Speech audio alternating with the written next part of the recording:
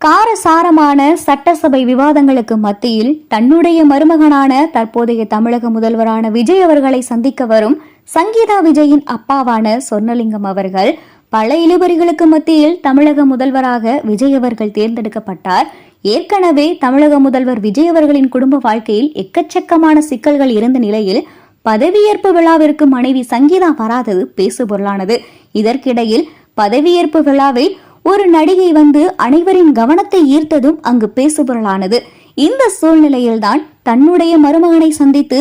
குடும்ப சிக்கலை தீர்க்கும் வகையில் சங்கீதா அவர்களின் அப்பாவான லண்டனைச் சேர்ந்த தொழிலதிபரான சொர்ணலிங்கம் அவர்கள் விஜய் அவர்களை சந்திக்க சென்னை வருவதாக சில தகவல்கள் கசிந்த வண்ணம் உள்ளன. கிட்டத்தட்ட 5 வருடங்களுக்கும் மேலாக தன்னுடைய மருமகனிடம் பேச்சுவார்த்தையில் ஈடுபடாத மாமனார் சொர்ணலிங்கம் தற்போது தமிழக முதல்வராக பதவியேற்றுள்ள விஜய் அவர்களை சந்தித்து வாழ்த்து தெரிவிப்பதோடு பதவியேற்பு விழாவிற்கு சங்கீதா வராததை பற்றி பேச இருப்பதாகவும் குடும்ப சிக்கலுக்கு ஒரு முற்றுப்புள்ளி வைக்கும் விதமாகத்தான் சங்கீதா அவர்களின் அப்பா சொர்ணலிங்கம் சென்னை வர இருப்பதாகவும் முதல்வரிடம் குடும்ப சிக்கலை பற்றி பேசி அதற்கு ஒரு முற்றுப்புள்ளி வைத்துவிட்டுத்தான் அவர் லண்டன் திரும்ப இருப்பதாகவுமே சில தகவல்கள் வெளியாகி வருகிறது. பல வருடங்களுக்கு முன்பாகவே சங்கீதா மற்றும் விஜய் அவர்களின் மனக்கருத்து வேறுபாட்டை சொர்ணலிங்கம் அவர்கள் தீர்த்து வைக்க ஈடுபட்டதாகவும் தன்னுடைய தந்தையின் கருத்தை சங்கீதா தட்டி கழிப்பதாகவும் சொர்ணலிங்கம் அவர்கள் பலமுறை சங்கீதாவிடம் விவாகரத்து என்பது குடும்பத்திற்கு ஆகாது என்று கூறியதாகவும்